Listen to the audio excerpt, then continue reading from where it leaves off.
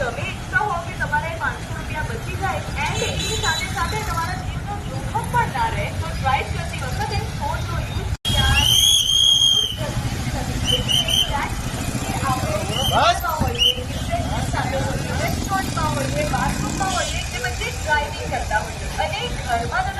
તમારી સેવામાં છે.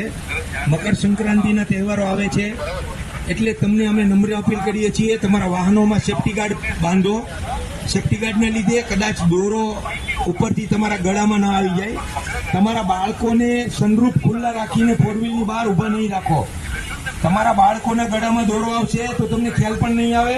તમારા બાળકોને ખાસ અમે નમ્ર અપીલ કરીએ છીએ કે તમારા બાળકોને તમે સનરૂફ ખુલ્લા રાખીને બહાર ઊભા નહીં રાખો. સીટ બેલ્ટ પહેરો, હેલ્મેટ પહેરો, ટ્રાફિકના નિયમોનું પાલન કરો.